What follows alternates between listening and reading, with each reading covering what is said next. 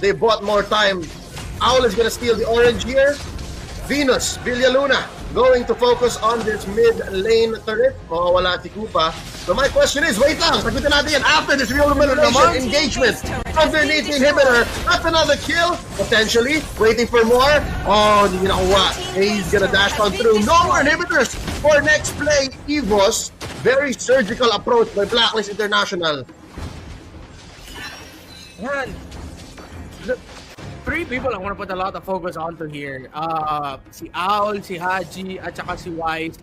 Ilang beses na sinusubukan ni H2 of course, asarin yung backline ng Blacklist International, try to deal a bit of damage, land those marks, baka mahanap siya ng opening. But somehow, Haji, Wise, and Owl, parang hinihintay lang talaga nila yung mga sobrang mabilisan na attempts ni H2 na makapasok to try and deal damage. Kasi yung na-pick off dun si H2, that was a long-range, torn apart memory. Ang dami niyang damage nakuha in that 1 second na tumalon siya sa mga miyembro ng Blacklist International. So, Blacklist still really watching out for H2, knowing that the Hayabusa can come and punish them kung hindi sila mag-ingat at kung hindi nila ahintuli siya. Mountain Shocker here to make sure that his lord take is safe. Dominic buying time from the top lane. Ilinalayo si H2 dyan po sa lugar cannot respond. Not a Luminous Lord just yet, but look at this, real revelation, Cadenza, hindi magsasurvive dito sa ult ni Haji, and they're continuing the fight. That's gonna be a jump down onto Hayes. That's going to be the cleanse and the retreat. May flicker pa itong Kagura na to, so they're okay. 4-man defense against Blacklist International's assault. Lord coming up in about 3 seconds here. Oh, they get the stacks. Donut goes down. It's just 3 defenders on the side of NEXPLAY EVOS. They do take some down on the way. Immortality's pop. Koreshi taken down. And the base is gonna be no more. Blacklist International is at match point. 3-1. An attempt by NXT in big yin-yang overturn. Pero sa panahon na yon, ang taas na ng Magic defense. Mas marami na rin items doon ang Blacklist International, and Popol and Koopa roam. Oh my Venus, still making things like that work. Surprising pickup, but then again, yeah, the control that they need, the extra stun, the fact that they also have that on the Brody, the traps for the slows, played very, very well by Blacklist International. Na-miss ko lang. Villaluna 2022. Check it out. Here's the post-game stats. 12 minutes, 28 seconds. Wala palang immortality. I stand corrected, ladies and gentlemen. It's just that the spikes in the health of Blacklist International in that last siege, I could have sworn meron sila immortality, but I forgot. It's just 12 minutes in. So bare minimum pa lang ang mga core items nila dito to finish the job. It's just they went in, they initiated the final push in such perfect order. Wow! Wala pa walang immortality doon. So kumakapit lang sila. Alam lang nila na kaya na matapos given that they have 3 marksmen. Yeah, 3 marksmen indeed, and especially with the encourage blessing para sa Popol and Koopa. Kaya ang bilis ng basic attack speed ni Wise at saka ni Owl. Right. You're right. This is encourage. This is not conceal. This is not dire hit. So talagang plano nila. Fast finish. Yep. Exactly so. And Haji, smart positioning time and time again, still showing us why he's one of the best EVE players in the world.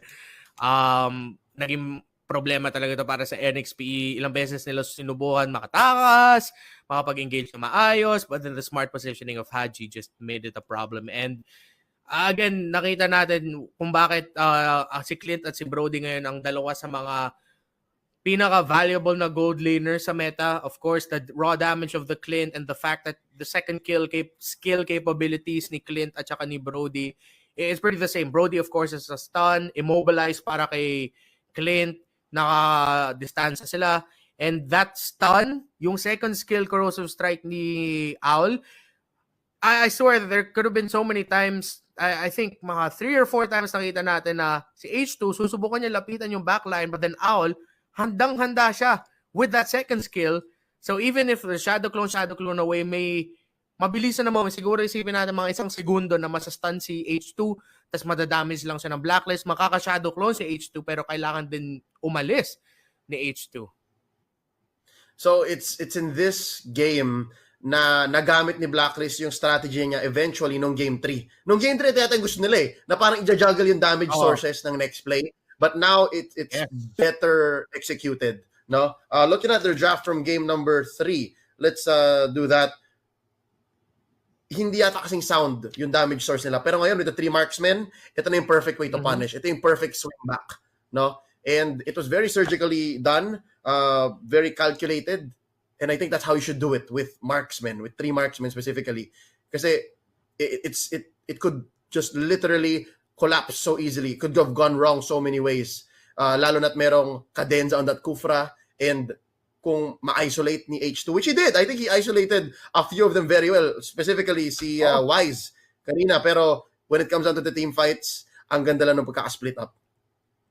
Yeah. At saka yung, again, the vision game for Blacklist International came in big. Yung mga trap placements ni Oh My Venus, perfect. And of course, the timing for the Mountain Shockers as well, perfect for Blacklist International. Nakita mo, pretty much this is what a lot of YSS players do. But the fact that Blacklist can respond to it so fast na, Mountain Shocker, okay, info, can we start a fight? Pwede ba tayo mag-engage dito? Okay, let's go for it. Kakatapos ng team fight, let's use a Mountain Shocker maybe to keep them away, pero at the same time, tignan natin kasi baka biglang merong umiikot sa likod natin. We can use the Mountain Shocker to help cover our escape. So it's just great vision timings from Blacklist as a whole. And we're seeing here, even though, again, it's a Wise game wherein he's not one of the flashiest junglers, but we see why he's the best jungler in the world as it stands in terms of being able to farm up, getting his farm, understanding what he needs to do for his team. If he isn't gonna be the one to get the kills, okay, ano yung hero kit ko? Bibigay ako ng vision, damage from afar, and Wise was able to deliver that perfectly. And Blacklist did this as a team incredibly well. Yep, ladies and gentlemen, isang laban na lang. Kung papanalo to ng Blacklist International, tapos na. But I'm pretty sure there's something left in the tank for NEXPLAY EVOS fans. The NEXPLAY EVOS fam, supportan nyo sila. Share the stream, let them know that you're here for Ureshi, for Cadenza, for Donut, for the rest of the team. I just mentioned the rookies because they're the ones who are really playing out of their minds. I'm sure Hayes and H2 are also doing their best. But really, they've all done their best to show us and to steal our hearts in this series. Ladies and gentlemen, kami magbabalik. We're gonna go a quick break. When we come back, it's gonna be game 5 in this best of 7 series. There's a lot going on, ladies and gentlemen. This is my partner, Renmar Santa Cruz. Ako nga po pala si Leo. We'll be right back.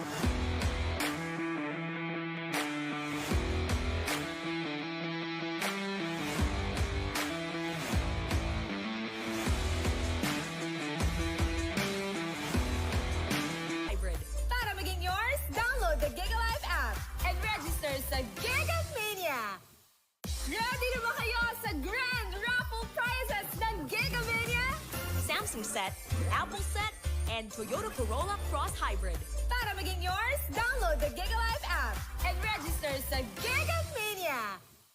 Ready na ba kayo sa grand raffle prizes ng Gigamania? Samsung Set, Apple Set, and Toyota Corolla Cross Hybrid. Para maging yours, download the GigaLife app and register sa Gigamania! Ready na ba kayo sa grand raffle prizes ng Gigamania? Samsung Set, Apple Set, and Toyota Corolla Cross Hybrid. Para maging yours, download the GigaLife app and register sa Gigamania! Ready na ba kayo sa grand raffle prizes ng Gigamania? Samsung Set, Apple Set, and Toyota Corolla Cross Hybrid. Para maging yours, download the GigaLife app and register sa Gigamania! Ready na ba kayo sa Here we are at match point. BLACKLIST International leading, sitting at 3-1 against NEXPLAY EVOS. At your service, ako nga po pala si Leo, sama dito si Renmar Santa Cruz. At ito ang grand finals ng SIBOL National Team Selection for 2022. The sport of Mobile Legends Bang Bang powered by Smart. Namis ko lang. Nagamit ulit ni Oh My Venus ang Popol Kupa in game number 4. It seems like Popol Kupa is slowly clawing his way, or their way, back into the S tier of hero dahil sa kanyang flexibility. What could NEXPLAY EVOS do here, Renmar, in game number 5 to stop BLACKLIST from ending this series quick? At this point, for NEXPLAY EVOS, gonna play it light. If they can get comforts that make a lot of sense, go for it. I mean, they got Cadenza on it, but then again, with BLACKLIST, with their flexibility, and there's so many things now, even more to consider. We have not, ang tagal na natin din nakakita ng Popol Kupa, Rome. Ilang buwan. I think na hindi na siya masyado nagamit at some point in MPL Philippines Season 8. Early on in Season 8, biglang nawala na siya sa picking order. So now for NXP, just go into it light and still try not to give up. Do your best. Pick your best picks as much as possible if you can. That still makes sense to still answer a lot of what BLACKLIST International can do. Yeah, I think order of business, talagang bigyan mo ng comfort si Donut at si Cadenza. That's number 1. Rule number 1, give Cadenza and Donut something good. Tapos to follow. For Hayes and H2, they're super reliable. You give them the heroes that they need for what the team needs. And it's usually them eh. It's one or the other na linalagay sa dulo ng draft. So that being said, I think malino naman kay Zico, kay Coach Zico at kay Coach Doggy ng NEXPLAY EVOS kung anong kailangan nilang gawin dito. So for BLACKLIST International, I think by choosing what tank to give Cadenza, mas gumaganda yung chances nila. Sobrang clutch ng Jawhead ban nung second phase ng Game 4. Yeah. They understand, of course, going up against another team that plays somewhat similar to NXPE.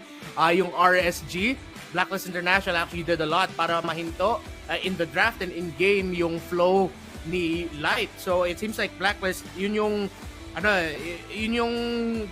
parang framework nila dito para sa laban na to ngayon, na ganun din yung approach. Yes, of course, ang dami pa rin mga miyembro ng NXP na kailangan mo talaga mag-ingat na kalaban. Pero for Light with, not Light, but Cadenza, with what he brings to the table and how important he is para sa rotations at flow ng NEXPLAY EVOS, yeah, BLACKLIST says, susubukan namin lahat para ma-shut down siya. Actually, really like the fact that BLACKLIST went for the Sicilian ban there at the end. I feel like it was an option there for NXPE, and it makes sense dahil nga it was a tell that they were gonna go for a backline heavy composition. Sobrang backline heavy ng BLACKLIST noon. The YSS, the Brody, the Popol Kupa, and then the Eve. The fact that, yes, na-nerf yung damage ng Popol Kupa, but Kupa, the little dog, gets 100% of the basic attack speed ng ni Popol. That's why the encourage, along with the two marksmen, worked so well para sa BLACKLIST. Tignan natin kung ano nga ba mga judgments na mangyayari dito. Let's go into the draft. These are your smart picks and bans. It's BLACKLIST on the blue again, just like game number 4. So ito na. Kung gustong makakuha ulit ng point ng NEXPLAY EVOS, they are going on the right track. They are on the red. NEXPLAY EVOS, they are gonna answer back after Blacklist takes down the 1-1 na, again, isang bonus special. Let's see how the bans are gonna go this time around. Nung game number 3, the bans for Blacklist on the blue side, 1-1, Glue and Ruby. Para sa NXP naman, tinanggal nila yung Estes, Matilda, and Esmeralda. Pero ngayon, tinanggal nila ang Aldous. So, it seems like Esmeralda baka may yung maging next ban dito ng NEXPLAY EVOS. Again, Dominic with those Esme games have been great. So, let's see if that will be the next ban for NXPE.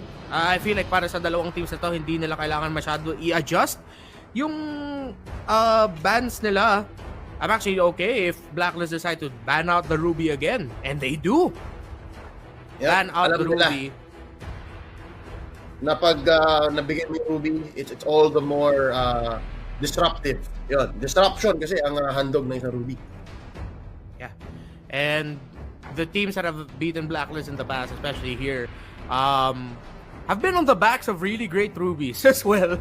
And I think para sa lahat ng mga teams, Ruby is just so disruptive. Just overall as a pick, na kung merong isang team na kung ganun talaga yung playstyle nila, that's something that they love to do, dapat tanggalin talaga yung Ruby pick na yan.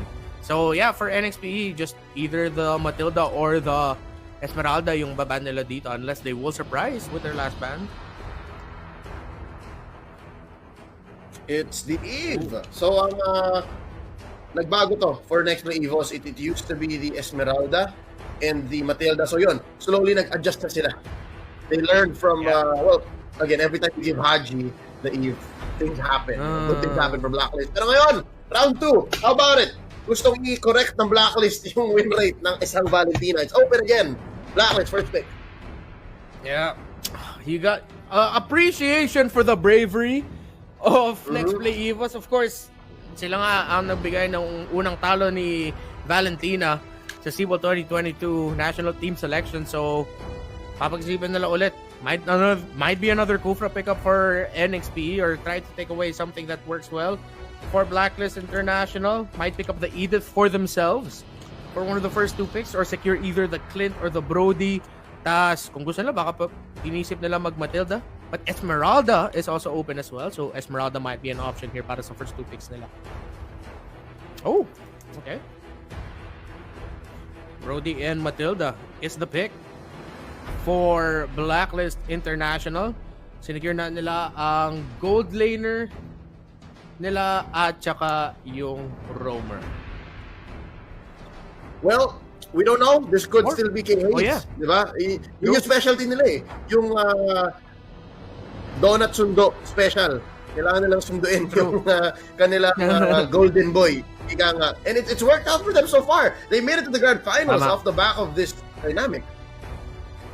Yeah. So, hard tank para sa NXPE. Probably what they're looking at.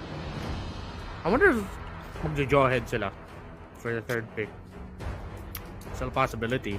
But the fact na Esmeralda is picked up by Blacklist International, Bakuran. jawhead might be tough. Oo, hirap. Yeah. Siguro play it safe na lang, no? Kufra na lang ulit para kay Cadenza. That's an option. But we'll see. Cho is still open. Yeah, that's very dangerous. Oo. Cho is open, pero with this kasi parang medyo inaintindihan mo baka hindi na mag-Cho yung Blacklist. Kasi nga meron ng Valentina si Haji, but they can switch it up. Again, that's what makes this dynamic between the MVP machine and the Queen so lethal. Yeah. And now, hintayin na lang natin. Kung hindi pa sila pipili dito ng roam pick, kukunin nila ang Sicilian. So, it will be a Matilda roamer para kay Cadenza. First record niya gamit ang Matilda dito sa SIBOL 2022. And now, meron din silang Sicilian. So, yung range na hinahanap ng NEXPLAY EVOS nung huling laban, they will get it. One of the best picks statistically para kay Hayes right now in this tournament. So, dahil maganda yung reach nila, they want to reduce the range that NEXPLAY EVOS has. Pero yung last ban dito ng NXPE might be it can be a fighter kasi tinanggal na nila siguro Edith. They'll look into it. But then with the rate right now, Haji yung huling naglaro ng Valentina. Still could be a chance though that they will switch things up. Bukas pa yung mga roamers eh. So if this could be Venus's first game para sa Eve, tas yung isang tank roamer mapupunta sa kamay ni Haji. So it's a smart ban para sa NXP EVOS, taking away the Lolita just in case na okay, baka kay Haji nga mapupunta yung Valentina. Let's try to take away oh my Venus hero, but then at the same time, range and poke damage, projectiles para kay NXPE, it was a safe ban to take away the Lolita. Yep, it's at the point of the draft wherein ko-cornerin mo lang yung kalaban or at least control the factors that you can. And both teams, both drafters, both coaches understand this so well. Kudos to Coach Zico and to Coach Bonchan, and of course their backups. You know, Coach Doggy, Coach Master the Basics, and si Dexstar. You know, you can never count out the support that a team has. It's not just the athletes on the field that's doing work here. Last ban by Blacklist, going to be that Lancelot. So, is this them telegraphing Renmar nila, make my day. Sige, maghaya ka ulit. Uy, pero hindi! Sa Pakiro! Yeah, well, baka XP lane Pakito yan. Again, they could swap things out, but having the Matilda and the Paquito together, I like it. Roaming around along with the Sicilian. Masakit na duo yan. And it does add to the mobility that the Paquito can give in for quick rotations. But let's see. It is the fourth pick, flex pick for NXP. Roamers is what they need. Edith or Joe kung si Haji yung maglalaro. But then if they wanna avoid the damage, the range that they can dish out Blacklist, Rafaela would make sense. Get that heal, help the Clint, extra mobility, and heal as well para sa Valentina, which would be big. Plus, good pair for the Barats. Yep, so meron na silang pantigil dun sa Paquito and the eventual engages by the Matilda. That is, more likely looking ng Cadenza. Baka nga, ito na ang maiden voyage ng Cadenza Airlines. Last pick for the side of NEXPLAY EVOS, we still need a hero for either Ureshi or H2O. And confirm, John Paul Salonga. How about one more time? Tala natin yung carry. Closing up the draft. Yeah, they had to pick up the carry dahil Barats nga yung coordinator ng Blacklist International, and it's really just to answer the Barats and the flexibility and the tankiness that he got. Well, also the Esmeralda. So sinasabi ng NEXPLAY EVOS na yun talaga yung tinitignan nila dito as the biggest threats to their lineup, which is understandable. Ang squishy ng lineup ng NEXPLAY EVOS, and you have two very high sustained frontliners, yung isa pang a jungler. So it makes sense for that last pickup, but it's one of those lineups that, dare I say, for NXP, look kind of greedy. Dahil sa Sicilian, dahil sa carry, dahil sa Brody. That's a lot of time na kailangan ng NXP.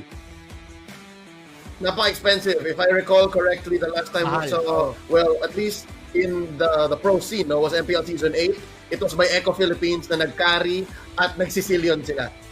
It wasn't the age of Sicilian just yet. Very meta, very out of meta pa si Sicilian nun. And it was expensive then. How about now? Lalo na may Brody, we'll find out. For Blacklist though, I gotta say, yung Valentina, I think this is one of the reasons why naging Paquito carry ito. Renmar, besides the fact that it's an answer to the Barats, is, yun mo, ang daming tools nila na hindi magagamit ni Haji. Yeah, that's true. Actually, H2 running the Demon Slayer / Mage Killer emblem. Yeah, the old name. Yeah, tell me you're old without saying you're old. Yeah. Naalala ko pa nung Mage Killer yan. Anong Demon Slayer? Demon Slayer. You were saying? Yeah, for NXP EVOS, it's gonna be a different brand of NXP that we're seeing. Hindi naman sa hindi sila makaka-engage. Sobrang bilang lang talaga yung mga oras na pwede sila mag-engage. So I actually like this adjustment here. Why? Sinubukan niya kunin yung Rock Ursa. Not sure was able to get it, pero since around same level sila dalawa ni Carry, I think it was wise was able to get the Rock Ursa there. But yeah, kailangan talaga maghintay dito ng NXP. They can't be too aggressive. But if they have an opening, maybe they'll be able to win a small skirmish, isa o dalawang kills. Pero a full-on team fight, medyo malabo pa sa may early game yan. Siguro mga 10 to 12 minutes in, that's when we'll see NXP EVOS ready. Kung if they keep it close, ready to take a big fight. Yeah, it's reminiscent of the late Season 8 NXPE kung saan minsan nilalagay nila si H2O sa isang Nathan. But right now, look at this. Deathness welcome on to H2. Where are you going? Kamunti ka na, may backup. Ang next play EVOS dito. Hayes and Oreshi stopping the first kill. Uy, ano pala si Dominic? Ang lalim. Proxy wars na nga. Sinimula ni Dominic agad. Lalim. It's going to be a early turtle positioning here for Wise. Gusto niya siya yung mauuna sa turtle positioning. Exactly. Oy! Double beat job. Oh, Hayes! At about half his health, Dominic charging up the Falling Star Moon. Tutulong na lang yata sa pagkuha ng Lord dito, but nope. Gonna go around. Flank! H2 here. Wise taking the turtle buff here. Shielded up ang BLACKLIST International. Instead, they're gonna try to deny the purple. Nako, out of shape yata ang next play EVOS para pumilit dito ha. Mababa ng buhay nila, especially Hayes. Hayes and Cadenza. Not in a good position here. Retribution right in H2's face. That's gonna be tough. Yeah, and this is what's tough against a lineup na may carry jungle. Oh, you're up against a Baron jungle who already got the first turtle of the game. Nanakaw pa yung buff mo. This extends the time until we see NEXPLAY EVOS ready to really take it to BLACKLIST International. But if they are, how ready are their damage dealers? How ready to deal damage to the Baron? Kano ka ready si Donut on the Brody to deal damage? Next, NXT EVOS here, yes, sinusubukan nila protektahan si H2. Pero just as equally, kailangan din nila tulungan si Donut kasi siya yung isa magiging late game security talaga dito, or even mid game if they can really help him farm up very quickly. Yeah, and so far, it's not impossible, but it's very difficult. BLACKLIST International ahead by about 800 to 1,000 gold at any given time in this 3-minute, 30 seconds game. Bottom lane, napapadalas ang bisita ni ni H2 dito. And I think it's because they're trying to go for the turtle still. Alam nila pag naka-turtle sila dito, ang ganda. Parang yung rampa lang sila nung game number 3. And right now, parang nag-iba yata ang ihip ng hangin. Hindi na gano'ng kahirap ang buhay ni Owl. Oh, the claws though. Ang ganda talaga. Na-imagine ko na yung late game ng NEXPLAY EVOS. Kung kunyari makarating tayo doon, ang ganda no sanguine claws for this very melee, very back line heavy lineup ng BLACKLIST. Exactly. And that's why kailangan lang talaga kumapit dito ng NXP EVOS. Not let BLACKLIST International to completely run away with it, but BLACKLIST International, ginagawa nila yung mga tamang moves, iniinto nila at dinidisrupt nila yung farm ni H2. Pero at that time, at least, nakuha na yung H2 yung purple buff niya, but hindi pa rin makaka-contest dito ang NXT EVOS. Again, I'm giving at around this time, maybe around 8 to 10 minutes for NXT EVOS to be ready to go up against BLACKLIST. If NXT EVOS lose another team fight, make that closer to 10 to 12 minutes. So, rapid gaming talaga for NXT. So, every team fight na matalo nila, or every death, or every stumble, it adds a minute or two to their eventual game, mid-game or late-game spike. So, kailangan i-consider yan. Ang lalim ng cut ni Oreshi. Ang dami niya nagagawa dito dahil ito lang ang kaya niyang gawin because he's not gonna see Dominic. They're trying to do the same thing, both of them. And right now, at least bottom lane is a little safe. Like, top lane ang totoong laban dito. First blood family after 5 minutes. Oh my beat! Villa Luna taking down Donut. Now Cadenza holding on. Mapapatay pa siya dito. There's the shield set in. And now Hayes trying to survive as well. At least it's damage control. They could have lost so much more. And right now, again, dito na lang nakaharap ng farm, si H2. John Paul Salonga in bottom lane. Yung nakawa niya at least sa bottom lane, sa bottom camp, bottom jungle, si Wise. But the damage is done. Look at top lane. Wow, 2K ahead na ang BLACKLIST International. Oh. Red team turret has been destroyed. Sobrang baba pa ng damage ng NXP EVOS. BLACKLIST, they're just naturally scaling so fast. Sa lineup nila, nakalabas na si Owl sa lane.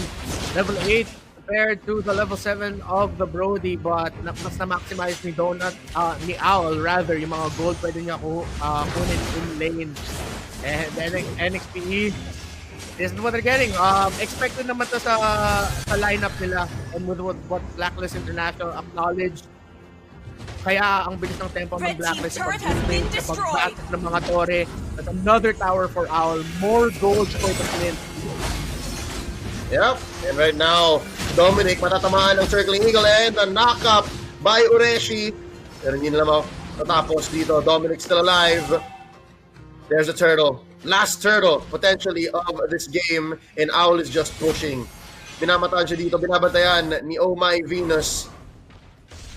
And so far, objectives have been easy for Blacklist International in this 6-minute, 50-second game. Ureshi 1v1 with Esmeralda. Pumasa yung isa, sumusuntok naman yung kalaban niya. H2, gonna come in, take this crab coin. And this is as free as it gets for H2. Ito na yung pinakamadaling mga parts ng buhay ni H2 sa early game. Be able to get that crab coin there. And parang yung heat map ng laro natin madalas dito sa purple buff. The NEXPLAY was just around this area.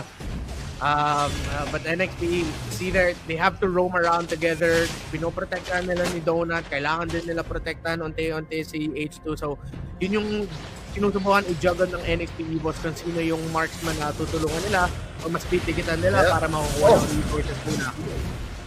So this nag-ult si Hayes or nag-ult si Haji. Parang si Hayes. And off-camera kill by Donut onto Owl. Interesting na. What was that? Oh, tinulungan siya ni Cadenza. There you go. So talagang yung dynamic ng hatid Matilda. At least they find the kill here. Trying to close the gap. Okay. Dalawang ultimates na expend ni Cadenza and Donut para ma-take down si Owl. Pero they needed that. They needed that win for Donut. At kailangan nila onte ihinto yung momentum ni Owl, which was already getting out of hand. So for NXP, nakabuo na sila ng dalawang dominant size. If not mistaken, si Cadenza at si Ureshi nakabuo nun, which will help with the natural healing. I-reduce yung natural healing na meron ng Blacklist, and more importantly, mas slow mga miyembro ng Blacklist. Oh! Four-man collapse. Maling eskinita, napasok ni Dominic doon. Binigyan siya ng NEXPLAY EVOS. Let's see, Cadenza very low. Oh no, Haji trying to get some. Finds one, Donut's still alive, but just barely. And Haji wants to get one. Does Haji get a double? Tumatakbo pa si Donut. And Donut gets away. Close call. Would have been a disaster. But eventually finds one more. Babagsak si Hayes dito. The machine is on a roll. NEXPLAY EVOS, little by little, nakakahanap na sila ng momentum. Not so much, but just enough to manage the minion waves, keep it alright, keep it close. Pero Haji with that flick, giving the flicker, big. Team fight breaking down in mid.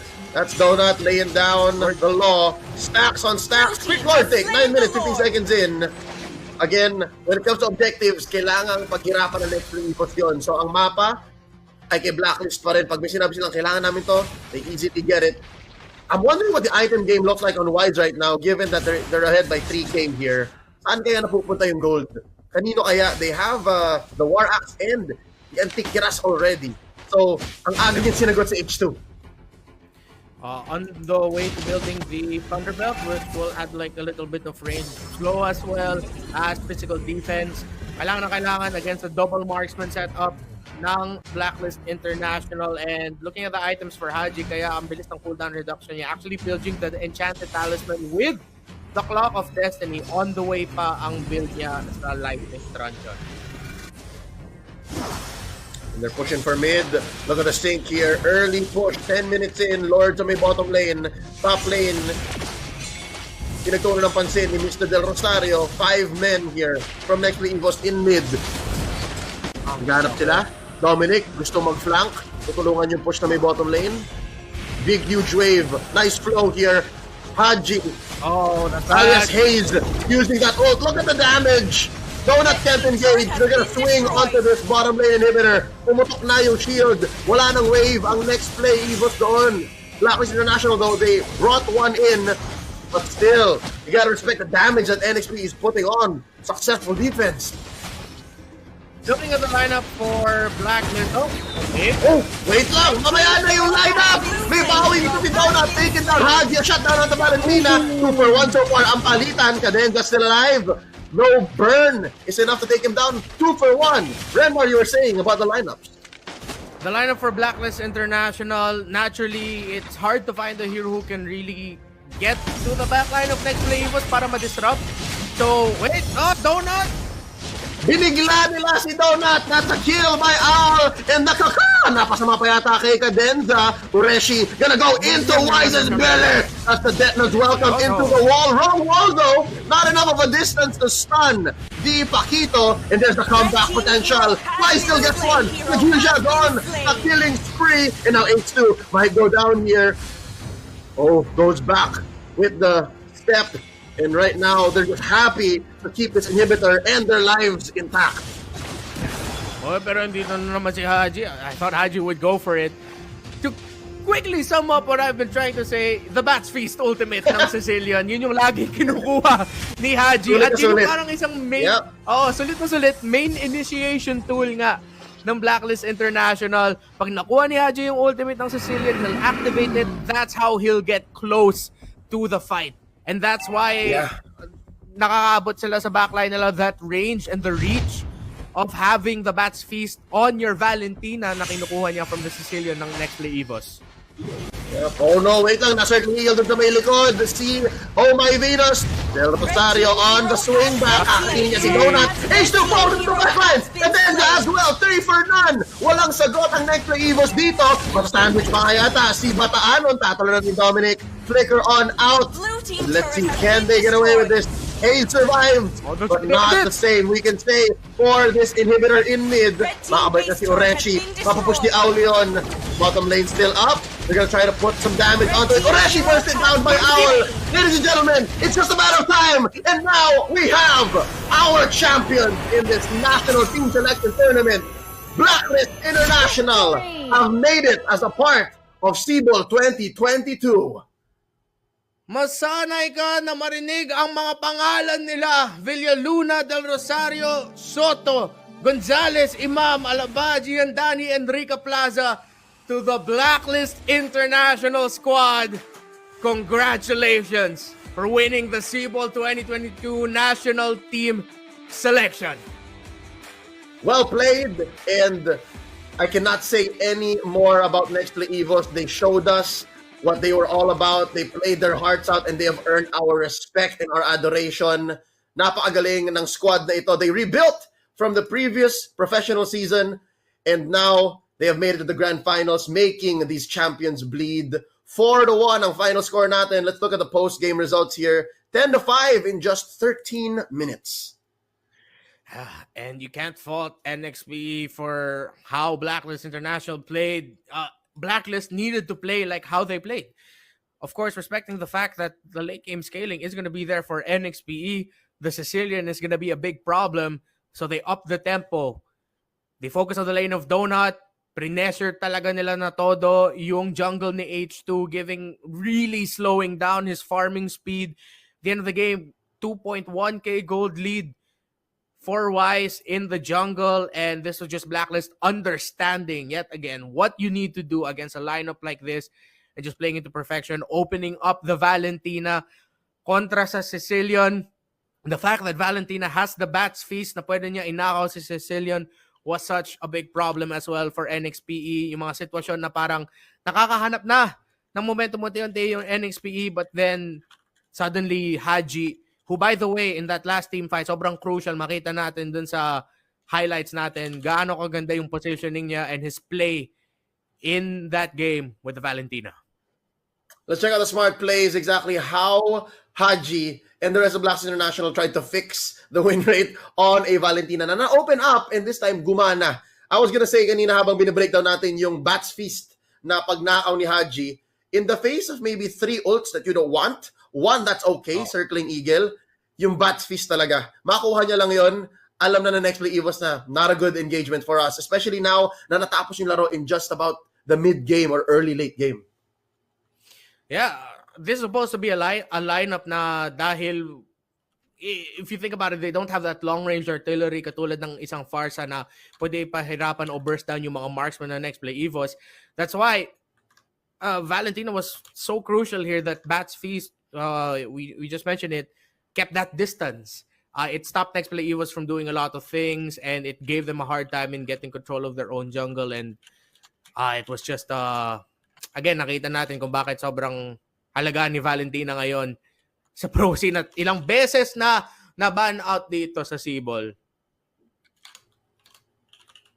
It's just a matter of time din kasi na parang natutunan nila. And again, it's better that you figure it out via a loss in 2 or 3 games back. Tapos eventually, kahit na ginawa ng NEXPLAY EVOS ng paraan, I saw this, it was mentioned earlier, na ready nga ang NEXPLAY EVOS sa isang Valentina, but not like this. Not when it takes the ult of one Haze. This is 8 minutes 45 seconds in. Makakaisa pang Lord. Sorry, hindi pa pala nakaka-Lord dito ang Blacklist. And already you can see how the map is already blue. So, already medyo double jeopardy para sa isang carry. Kanina medyo masakit niya, oo, pero when the map is so small, early game, hirap ka na maghanap ng farm. You can't blame John Paul so longer. You can't blame H2. It's just he was doing his best, pero ang hirap lang talaga maging carry sa ganitong sitwasyon. Yep.